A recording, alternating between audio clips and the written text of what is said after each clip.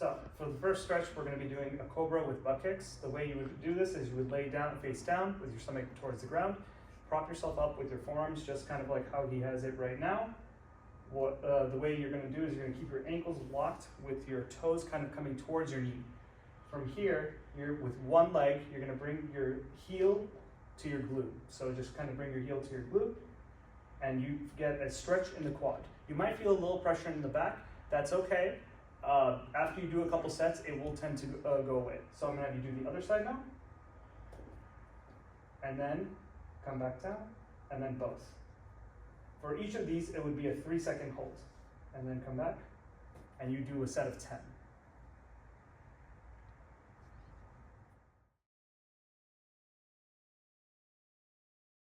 So the next exercise we're going to be doing is ankle grabs. For this one, she's kind of laying already on her stomach. I'm going to have her go face down while putting her forehead on her forearm. For this specific one, we're trying to target the quad and get a good stretch right after the cobra with butt kicks. So for this one, what she's going to do is kind of keep her ankles kind of not relaxed in this case. She's going to bring her heel again towards her glute, and with this arm on the same side, grab onto the ankle and pull. That's going to give you a good quad stretch, and it's going to kind of help with, in that aspect, getting that stretch that you need. If you feel it in the back, I would say don't do it, or if you feel like it's putting too much pressure, don't push into it. Just do enough where it feels comfortable. And I'm going to have her do a couple sets really quick.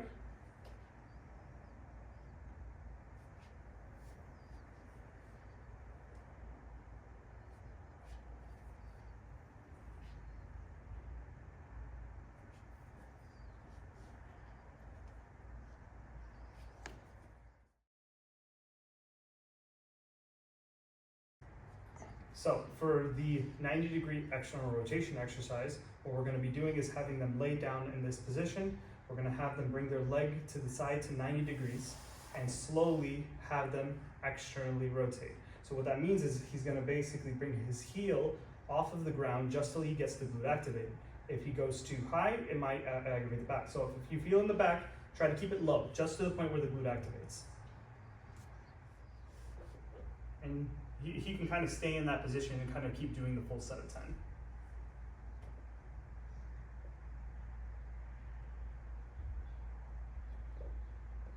If at any point this goes towards the back, I don't want you to go as high, keep it low. Go just till you feel the glute activate.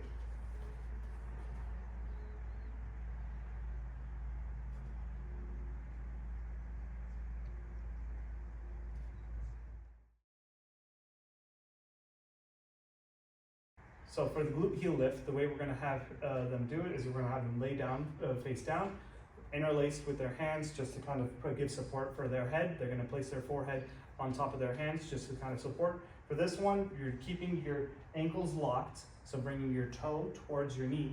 And from there, you're going to slowly lift your heel off the ground, just using your glutes. You don't want to get your glutes off the ground, you just want to lift your legs straight as much as you can just to get the glute activation. If it's going to the back, you're going too high.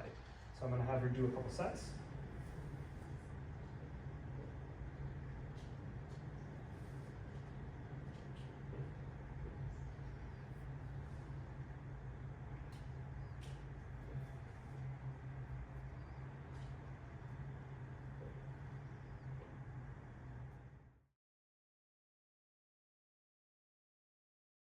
So the next exercise is going to be called tactical frog.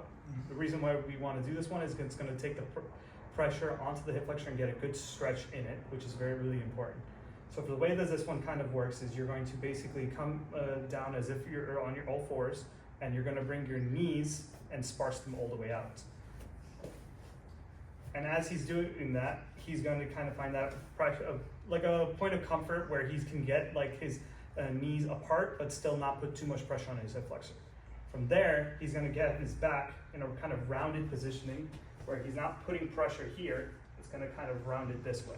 So that way, when he comes back, so I'm going to have him come back right now. So come back. He's going to see how he wants to round his back. That's not how we want to do it. So I'm going to come back forward. So if he puts pressure right here and then comes back just a little bit, he's going to have the hip flexor engaged right there. If he goes past that, he's going to start rounding his back more. I want him just to have the pressure on the hip flexor, hold for 3 seconds, and then come back forward. And try to keep his head in neutral position. There you go. Then come back. Hold for 3 seconds, good, and then come back forward. If at any point you're feeling in the back or you feel like you have to round your back, I don't want you to go as far back. Bring your knees in closer and try to get a more comfortable range for your hip flexor. If you're not feeling any of those, I would say then that might need to be a reason to kind of come get it checked, because it could be that your hip flexors are very tight or sprained.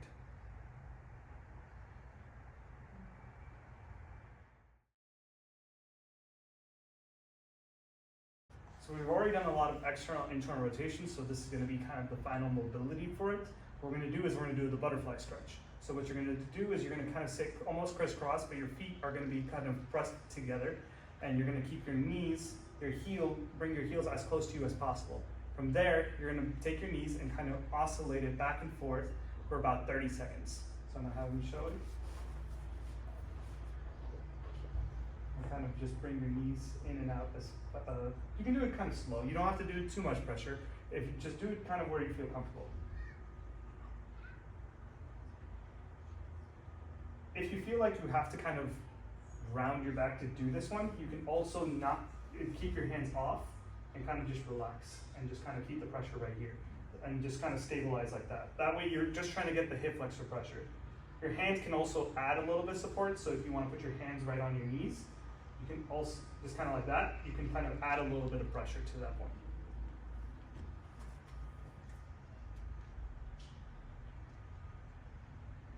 All right.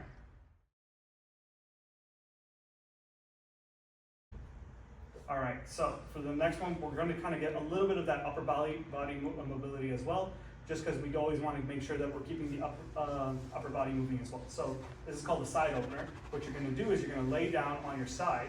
Your heels are going to be in line with your glutes and the rest of the spine, and your hands are going to be placed in front of you.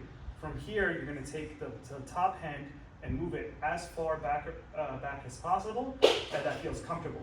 And your knees are going to keep driving into the ground. So I'm going to have her do a couple sets.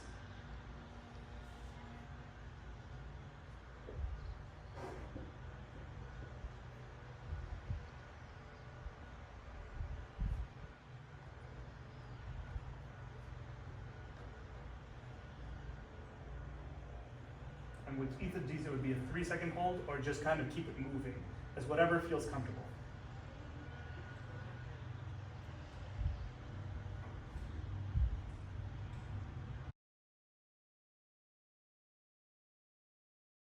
So for now we're kind of off the ground. We're going to be doing a little bit of some ankle work as well as just some full compound movements. So for this one, we're going to do a dorsiflexion stretch.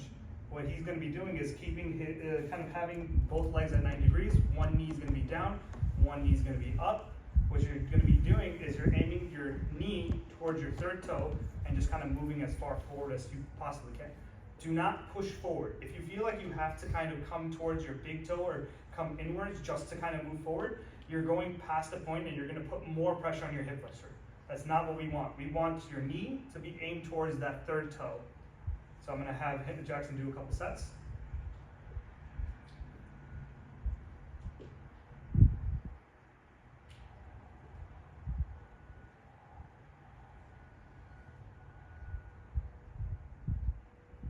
And these would be 3-second holds. And then come back.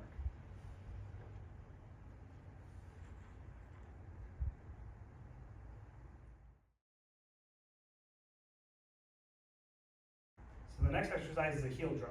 For this one, we're going to be targeting just stretching out the hamstring. If you're feeling it in other areas, then could be an abnormality. I would recommend going to go get that checked. So the first thing first is the hamstring. So what you're going to do is you're going to keep your legs straight, your heels driving into the ground. From there, you're going to basically be taking your big toe and moving it towards your knee. So I'm going to have her do a couple sets just like that. It's a 3-second hold and then relax. And you do a set of 10 on each side.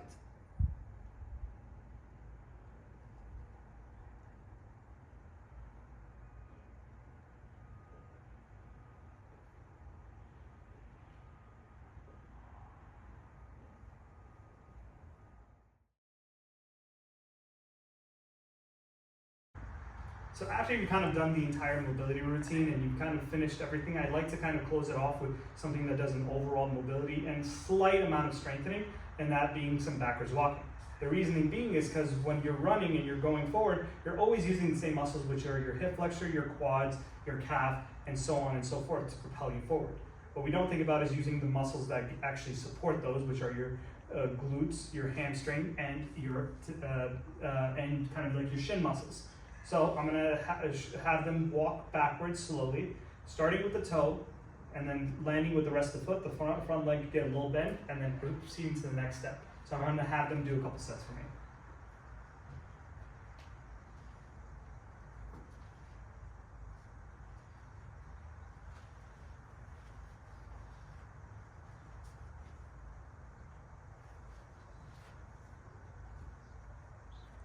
And with this one, you kind of want a little bit of a wider space just so that you can kind of take a wider step. That way, you can get more room. I would recommend doing this for about 5 to 10 minutes a day, just to kind of start building it into the routine.